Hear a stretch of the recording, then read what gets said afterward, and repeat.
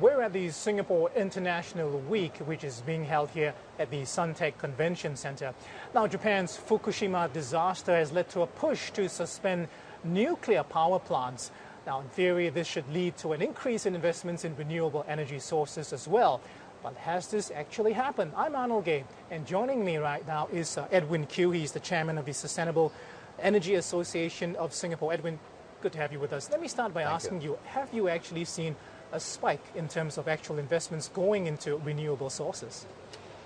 You know, most of the governments in Asia are basically promoting renewable energy. I think regardless of what happened in Fukushima in terms of nuclear, the investment into renewables will go on. Many governments have decided they will they have decided to invest in nuclear. But this takes time to finally decide. For example, in Singapore, we are looking at nuclear as well. So we're doing a study on the technology, on basically what is required in terms of safety limits, etc., etc. The technology is also moving. You're looking at nuclear itself. But I think more to your question in terms of renewable energy investments, you will see that a lot of the Southeast Asian countries have come in with what we consider feed-in tariffs.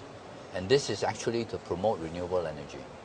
So you will see within the next 3 years to 5 years an increase in renewable energy investments. What you seem to be suggesting as well, Edwin, is that realistically nuclear power is going to remain on the table for Asia, particularly, and it will continue, renewable energy, that is, will continue to remain a relatively small portion in terms of fulfilling the region's energy requirements?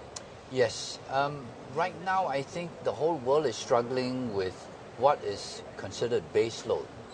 And if you look at the alternatives in terms of fuel oil and coal, and you know the problems we have there, nuclear seems to be the best alternative to what we are currently using in terms of a cleaner way of producing baseload power.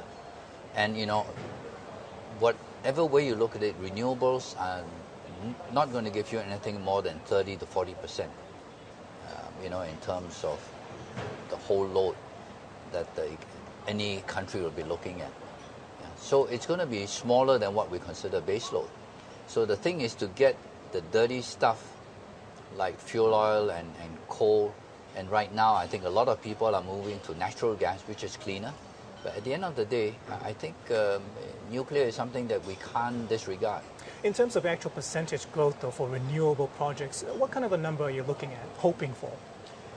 From the figures that we've heard, you have countries basically giving us figures of between 20 to 50%. Yeah. So it's and countries that are actually coming in with feed-in tariffs are actually getting a lot more investments in that area. And do you see an impact from the ongoing financial crisis, particularly from Europe, and the slowdown in China and the US as well, affecting this sort of growth rates? Yes, unfortunately. Yeah, I think the appetite has slowed down because all these projects need to be funded, and if the funding capacity is not there, these are going to actually affect. And a quick word on the what's happening in terms of climate change. Expectations that there might be some sort of an agreement in Rio in 2012. What if there isn't one? What's going to happen in the renewable energy space? I think nationally, each country will do what they're already doing now, regardless of an agreement. It would be good, I think, for the whole climate change initiative if there was a legal agreement. But currently, I don't see that happening, and they would probably continue with the Kyoto Protocol. Probably amended somewhat, but lack of a proper protocol, this would be the best. So they would probably agree to continue extending the KP, Okay. maybe for a couple of years before they can come to a decision. Okay, Edwin, thank you very much. Pleasure. And that's Edwin Khew, the chairman of the Sustainable Energy Association of Singapore. I'm Manal Gay at the Singapore International Energy Week. This is Reuters.